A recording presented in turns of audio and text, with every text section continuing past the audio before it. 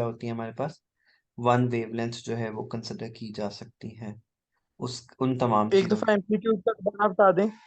हाँ, एम्पलीट्यूड का एक दफा दोबारा बता दें। एम्पलीट्यूड मैं आप लोगों को ये बता रहा था कि ये जो इक्विलिब्रियम लाइन से बिलो या अबव की जो लेंथ होती है सिर्फ ये एम्पलीट्यूड होता है। हम यहाँ से ये वाला पूरा डिस्टेंस कभी भी एम्पलीट्यूड के लिए नहीं लेते।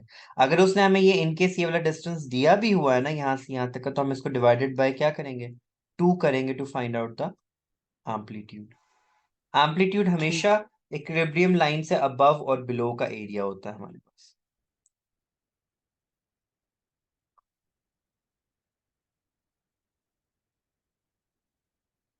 नेक्स्ट पार्ट पे चलते हैं।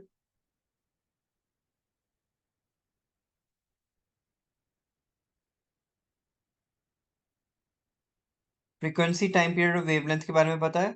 टाइम पीरियड क्या होता है, time required to complete one oscillation. One oscillation. अगर यहाँ कहीं पे उसने विद डाटा कोई चीज आके दी हो, तो यहाँ से यहाँ तक का डिस्टेंस हमारे पास क्या होगा, यहाँ से यहाँ यहाँ से यहाँ तक। यार कोई ऐसा कलर मुझे मिल जाए जो प्रॉपरली नजर आए। नहीं, ये भी नजर नहीं आ रहा।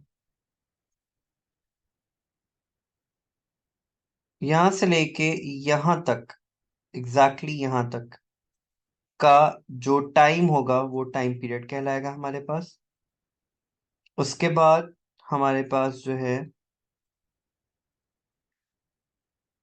वेवलेंथ आपने मेजर करनी है, तो यहाँ से लेके यहाँ तक का जो डिस्टेंस है वो वन वेवलेंथ भी हो सकता है हमारे पास। चाहो तो यहाँ से यहाँ तक चले जाओ, इन ईदर केस। ये टाइम पीरियड हो गया। फ्रीक्वेंसी होती है number of waves passing through a point in 1 second. अगर हम देखें इस पूरे टाइम पीरियड में, अगर ये 1 सेकेंड का वेव्स बना है यहाँ पे, तो कितनी वेव्स आ रही हैं, 1, 2 एंड 3। तो उसकी फ्रीक्वेंसी कितनी बनेगी, 3 हर्ट्ज। और नंबर ऑफ वेव्स कितनी है, नंबर ऑफ वेव्स भी कितनी है, 3। और अगर हमें टाइम पीरियड निकालना है यहाँ से यहाँ तक, उसने अगर फ्रीक्वेंसी दी होती तो हम 3/3 करेंगे। तो मेरे पास क्या आ जाएगा, क्योंकि फ्रीक्वेंसी किसके बराबर, टाइम पीरियड किसके बराबर होता है, 1/, फ्रीक्वेंसी के। तो फ्रीक्वेंसी से डिवाइड करेंगे तो मेरे पास क्या आ जाएगा, 1 सेकेंड में हमारे पास कितनी जा रही है, 1 वेव जा रही है। मैंने आपको बताया है कि अगर उसने 5 वेव्स का फ्रीक्वेंसी दिया होगा या 5 वेव्स की वेवलेंथ दी होगी, बल्कि फ्रीक्वेंसी भी सबसे पहले आता है। अगर उसने 5 वेव की फ्रीक्वेंसी दी होगी तो फॉर्मूला में हमारे पास नंबर ऑफ वेव्स ऊपर आएगा डिवाइडेड बाय फ्रीक्वेंसी आएगा या टाइम पीरियड आएगा, जो भी जिस तरीके से भी दिया हुआ है। ठीक है, उसको आप लोगों ने याद रखना है। उसके अंदर कोई एरर नहीं आना चाहिए आपके पास किसी भी किस्म का।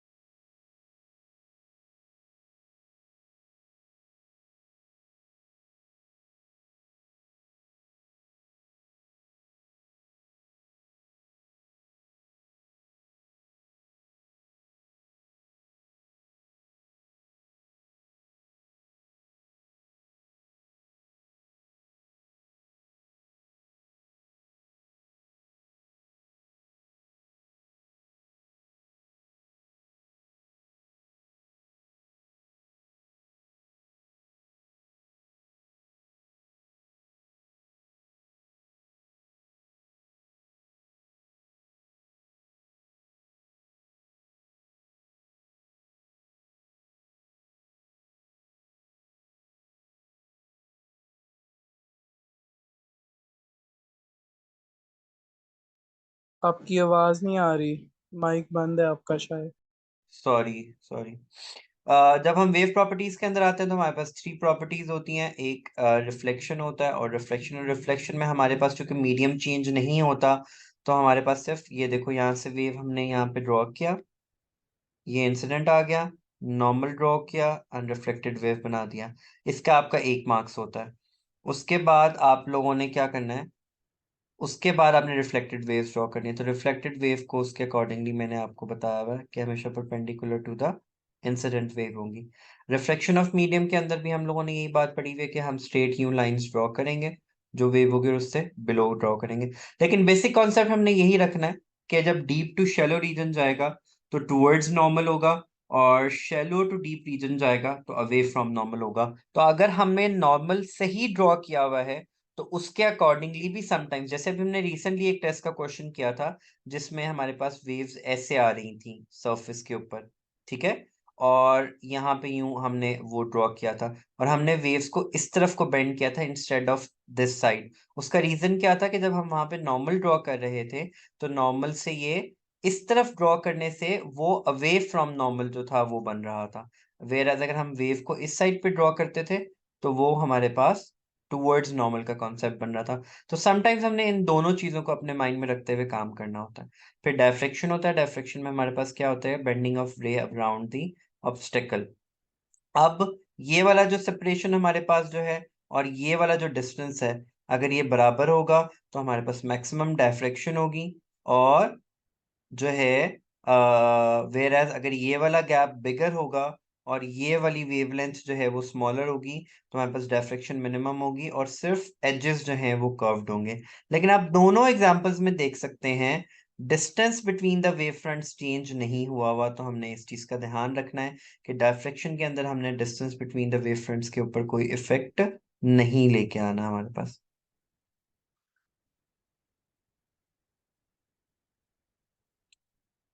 अच्छा जी, let me show you some other examples from reflected waves and general wave properties में आते हैं। उसने हमें वो ड्रॉ नहीं करके दिया हुआ, यहाँ पे वो नहीं है, स्टैटिक इलेक्ट्रिसिटी आ गई है।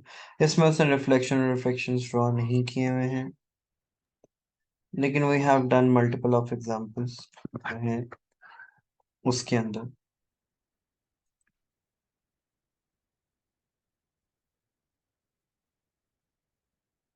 Hold on, let me share my screen and show you के डिफरेंस ऑफ मीडियम लाने से हमारे पास वेव्स की बेंडिंग किस किस तरफ हो रही होती है। My internet is little slow, so just bear with me for a moment. आप लोग मेरी आवाज क्लियर आ रही है? यस।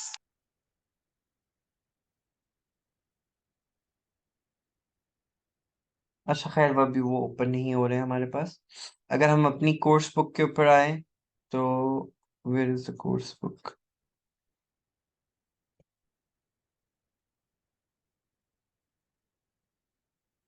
यहाँ पे भी आप सर एक देख बात सकते तो यहाँ पे भी आप देख सकते हैं उसने आपको वेवलेंथ भी शो किया हुआ है एंड एम्पलीट्यूड भी शो किया हुआ है। एम्पलीट्यूड यहाँ पे देख सकते हैं। अब्दुल रहमान उसने दोबारा से उसी बारे में बात की हुई है जी। हमदान। मैंने कुछ नहीं पूछा था, अब्दुल रहमान ने पूछा। हम्म। मैंने पूछा था।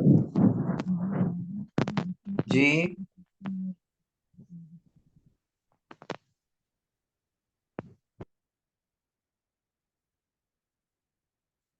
अच्छा, ये sir transverse Abdul Rahman. Longitudinal की कुछ एग्जांपल्स भी हैं। लॉन्गिट्यूडनल में साउंड आ जाता है, पी सेसमिक वेव्स आ जाती हैं, और ट्रांसवर्स में रिपल ऑन वाटर, लाइट, और ओ एंड ऑल इलेक्ट्रोमैग्नेटिक वेव्स। वो क्वेश्चन याद है कि उसमें कॉमन क्या था? तो उसमें ये all electromagnetic waves are transverse in nature and seismic waves भी ट्रांसवर्स में आती हैं। मैं एक दफा दोबारा रिपीट कर दूं कि सेसमिक वेव्स और सेसमिक पी वेव्स जो होती हैं ये अर्थक्वेक वेव्स होती हैं। ये प्लेट्स और टेक्टिक प्लेट्स होती हैं ना, उनकी मूवमेंट की वजह से आती हैं।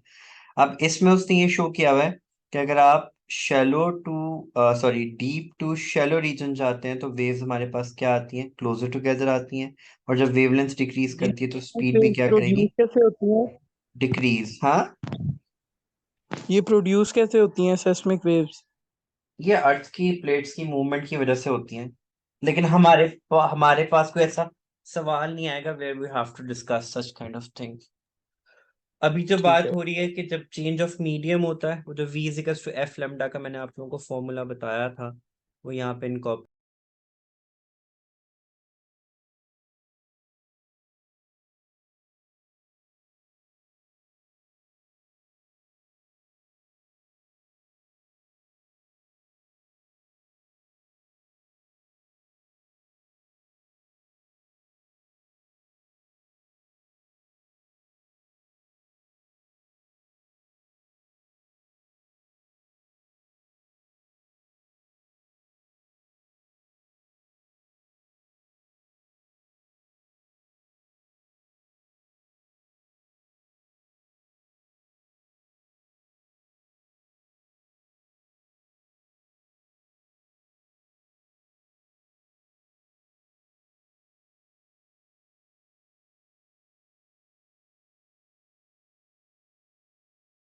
यहाँ तक भी एक वेवलेंथ बन सकती है, यहाँ से यहाँ भी एक वेवलेंथ बन सकती है।